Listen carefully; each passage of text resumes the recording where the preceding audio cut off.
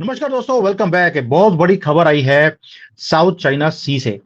ओ भाई, हेंकड़ी निकालने के लिए एक कंट्री जो कि हर एक के साथ पंगा लेता है, वो बोलता है कि पूरी दुनिया मुझे ही बिलोंग करती है, मैं किसी और को सहन नहीं कर सकता।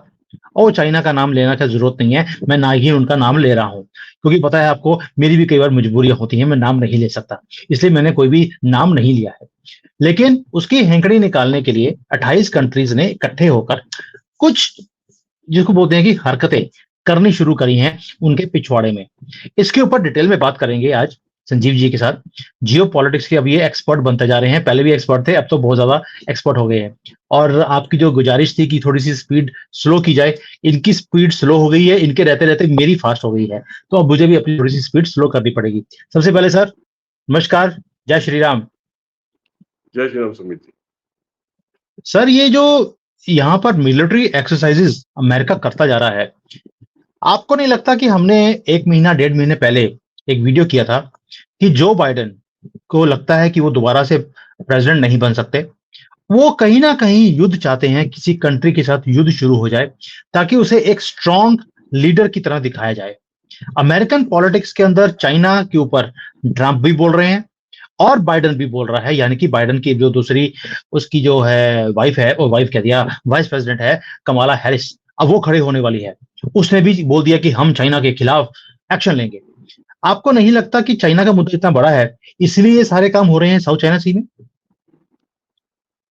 सुमित जी देखिए, ये बात बिल्कुल ठीक है कि इस वक्त जो यूएसए के अंदर जो इलेक्शन का माहौल तैयार हो रहा है धीरे धीरे करके, और नवंबर में वहाँ पे वोटिंग भी होगी, और उसके बाद जो सिलसिला चलेगा वहाँ के प्रेसिडेंशियल कैंडिडेट को चुनने का, तो प्रेसिडेंट कैंडिडेट नहीं, प्रेसिडेंट को चुनने का जो सिलसिला चलेगा उसमें, तो उसमें उससे पहले कई कई समीकरण बनने शुरू हो गए दुनिया के अंदर, जहाँ पे जो फिलहाल की जो रूलिंग गवर्नमेंट यूएसए में है, उसमें वो चाहेंगे कि किस तरीके से कुछ ना कुछ मुद्दा ऐसा उठे जिसमें राष्ट्रवाद के जो नारा है या जो सेंटीमेंट है वो देश में बढ़ चढ़ के बोले। और इसी तरीके से यूएसए ने पिछले दिनों में देखा कुछ ना कुछ कोशिश ईरान के साथ भी करी, आने वाले दिनों में ईरान का मुद्दा भी उठेगा। और इस वक्त वो चाइना को एक इस तरीके से दिखाने की कोशिश कर रहा है, चाइना और नॉर्थ कोरिया को, कि ये दुनिया के दो ऐसे देश हैं जिससे सबको खतरा है।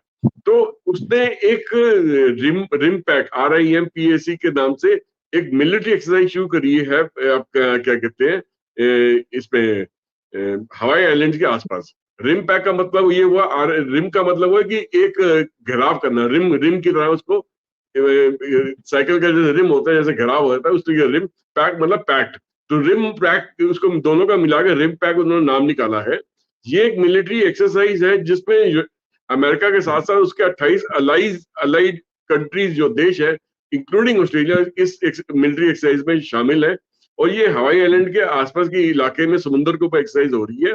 और इसमें दुनिया के सबसे ताकतवर हथियार जो है, सबसे लीथल वेपन जो है, उनको डिस्प्ले करा जा रहा है, उनका एक एक्सरसाइज, उनकी एक्सरसाइज करी जा रही है, उनको इस्तेमाल करके एक सिग्नल देने की कोशिश करी जा रही है कि हमारी मिलिट्री पावर से टक्कर लेने की कोशिश मत करना, हम आपको बर्बाद कर देंगे।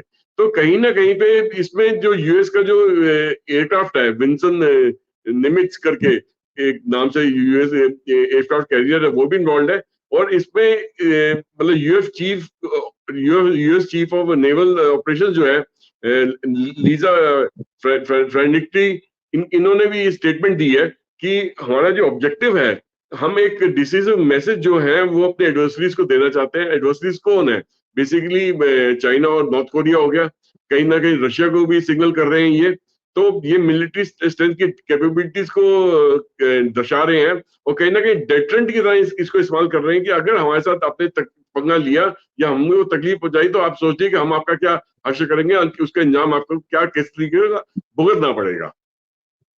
सर बात सुनिए, ये नेटो कंट्रीज नहीं है, नेटो की कुछ कंट्रीज हैं जो एक्सरसाइज में पार्ट ले रही हैं। इसमें तो ऑस्ट्रेलिया भी है, बाकी कंट्रीज भी हैं। आपको नहीं लगता कि इसके बाद जो कंट्रीज को ये मैसेज पहुंचाना चाहते हैं, उनके दर्द होना होगा कि यार ये सारी कंट्रीज मेरे बैकयार्ड में आकर एक्सरसाइजेस कर रही हैं और अपने डिस्प्ले भी कर रही हैं लीथल वेपन्स का। मुझे नहीं लगता कि ये टाइमिंग इससे ज्यादा परफेक्ट हो सकती है। अमेरिका में इलेक्शंस हैं, पूरी दुनिया में युद्ध का माहौल है, चाइना अपनी दादागिरी इंक्रीज करता जा रहा है, इकोनॉमिकली वीक है। सर, इससे बढ़िया मौका और कौन सा हो सकता था कि अपनी स्ट्रेंथ दिखाने का, और यूनिटी भी।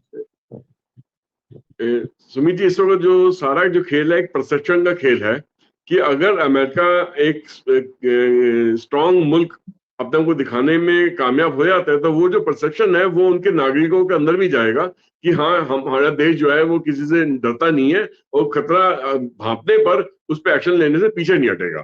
तो ये बेसिकली एक एक एक वजह और भी है कि इस एक्सरसाइज से अमेरिका ने एक डेमोन्स्ट्रेशन दी है कि मेरे साथ जितने भी एलाइज है मेरे साथ वो कॉपरेशन कर रहे हैं, मेरे साथ यूनिफाइड है, मतलब यूनिटी दिखा रहे हैं आपस में एक दूसरे के साथ में। और साथ में एडवांस मिलिट्री टेक्नोलॉजी और कैपेबिलिटीज का भी ये नुमाइश करी जा रही है, उसका प्रदर्शन कराया जा रहा है। और इसके जरिए वो इस सब को डेमोन्स्ट्रेट करके वो एक बेसिकली अपने एडवर्सरीज को, अपने दुश्मनों को वो एक सिग्नल दे रहे हैं, एक वार्निंग भी देने में कामयाब हो रहे हैं कि भैया अगर हम लोगों से बच के रहना, हमारे खिलाफ कोई भी आपने षड्यंत्र कर रहा है, कोई भी हमारे खिलाफ किसी भी किस्म की कार्रवाई करी तो हम आपको बख्शेंगे नहीं। सर, एक चीज बताइए, मैं पहली बार देख रहा हूं कि कोई मिलिट्री एक्सरसाइजेस हो रही हो, युद्ध का माहौल हो, उसमें मीडिया वालों को जानबूझकर लेके जाया गया, उनकी इंटरव्यूज करवाई गई, उन्हें पूरा शो किया गया कि हम कौन सी एक्सरसाइजेस कर रहे हैं, कौन से हथियार यूज कर रहे हैं, कैसे हमने दुश्मनों के नाश करने हैं। आपको नहीं लगता ये कैलकुलेटिवली वे से ये काम हो रहा है, मीडिया को वहां लेके जाना, अपने एक्सरसाइजेस और अपने हथियार दिखाने, पूरी फिल्म किया है और सोशल मीडिया पे डाला है। ये छोटी बात नहीं है, हम नहीं डाल सकते क्योंकि यूट्यूब बैन करता है ऐसी चीजों को दिखाने के लिए, इसलिए मैं वीडियोस को नहीं दिखाऊंगा। मैंने वो वीडियोस देखी हैं और इंटरव्यूज भी देखी हैं। ये सर बहुत बड़ी एक मैसेजिंग है चाइना, नॉर्थ कोरिया को, ईरान को भी।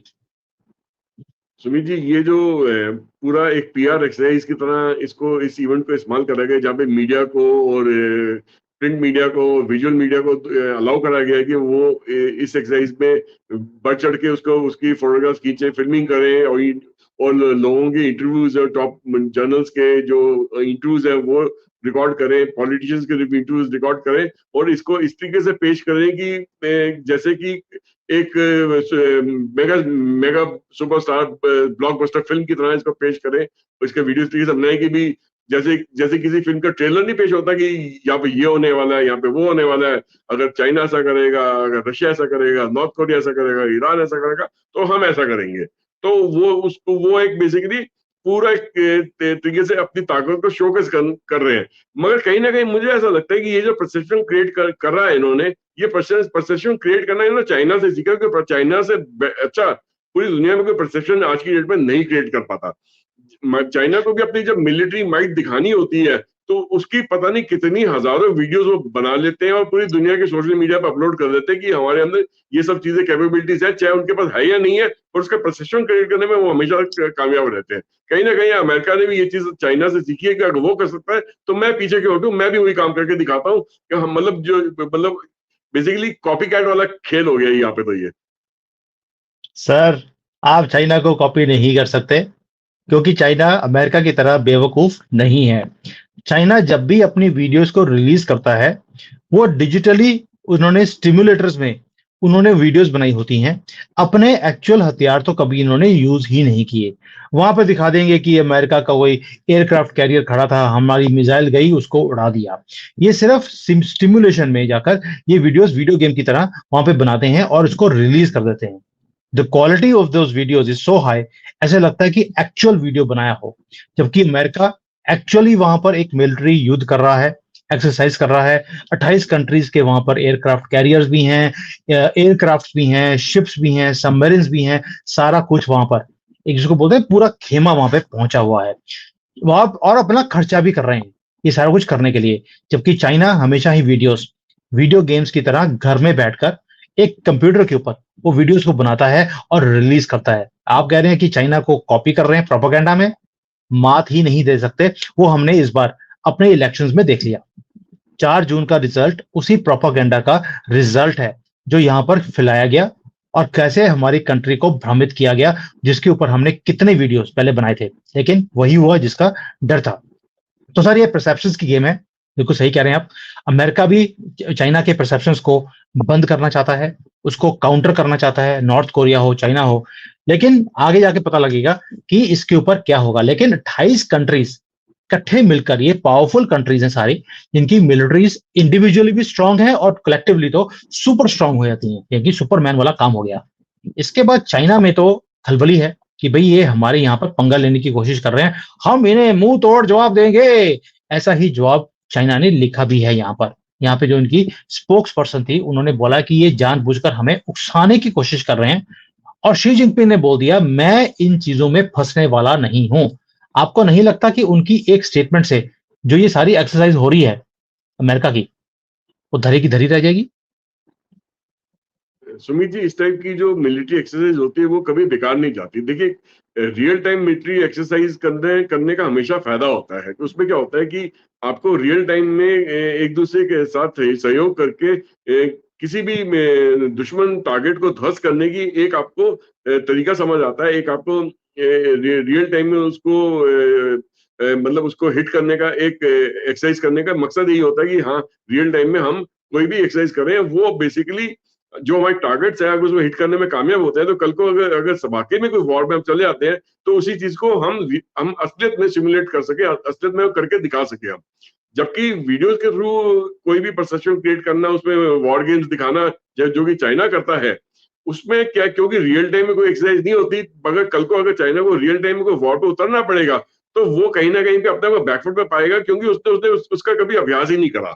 तो अमेरिका अभ्यास कर, ठीक है, अमेरिका का बहुत सारा पैसा खर्च हो रहा है, उनकी एलाइज का बहुत सारा पैसा खर्च हो रहा है इस मिलिट्री एक्सरसाइज को करने के लिए, मगर जब उसको एक्सरसाइज करते हैं तो उसके उससे उससे जो एक्सपीरियंस मिलता है, उसको उसको असली वॉर जब होती है, उसमें उसको इस्तेमाल करने का मौका भी मिलता है। बिल्कुल सही कह रहे हैं। और मुझे लगता है कि ये जो दुनिया है वो अगले 2-3 सालों में, जैसे आपने प्रेडिक्ट किया था कि 2027-28 में जाकर एक युद्ध होगा अमेरिका का किसी ना किसी कंट्री के साथ, चाइना का भी किसी ना किसी कंट्री के साथ। किसके साथ होगा ये वक्त बताएगा। भारत मुझे लगता है कि इसमें शामिल नहीं होगा, और उसके लिए एक्सरसाइजेज आज से ही शुरू हो गई हैं। चाइना वाले कंप्यूटर के ऊपर एक्सरसाइजेज कर रहे हैं और अमेरिका वाले एक्चुअल युद्ध की तैयारी शुरू कर दी है। वक्त बताएगा आगे आकर क्या होगा। लेकिन चाइना आज की डेट में घेर लिया गया है। कभी भी कुछ भी काम हो सकता है, कुछ भी पता नहीं है किसका दिमाग कब पहले फिर जाए। और बाइडेन का तो दिमाग पहले से ही फिरा हुआ है, और इसलिए वो कुछ भी कर सकता है। वो बोलने लगेगा कि हमें पीस टॉक करनी है, पता लगे उसने बोल दिया हमने वॉर टॉक करनी है, क्योंकि वो भूल जाते हैं कि बोलना क्या है। देखते हैं क्या होता है। Sir, thank you so much. China घिर गया है, मुझे भी यहाँ से बोरी बिस्तरा निकाल कर, मुझे लगता है कंट्री छोड़कर मुझे वापस जाना पड़ेगा, क्योंकि यहाँ पर अगर घिर गया तो पता लगे मेरे ही घर पे आगे कोई ना कोई मिसाइल गिर गई बाइडेन की। क्योंकि मैं पहले बोला है कि वो भूल जाते बोलते बोलते कि मिसाइल फेंकनी कहाँ थी, फेंकनी थी ऊपर, फेंक दी मेरे घर पे। तो मुझे भी यहाँ से बोरी बिस्तरा इकट्ठा करके निकलने की तैयारी करनी चाहिए। थैंक यू सर, आपने मुझे पहले ही आगाह कर दिया, और मैं अभी से तैयारी शुरू कर दूंगा। Thank you. जय हिंद, वंदे मातरम। जय हिंद सुमीत जी, Vande Mataram. Hi there. If you liked the video, please don't forget to smash the like button, subscribe to our channel, and activate the bell icon so that you receive all notifications whenever we upload a new video. Thanks for watching.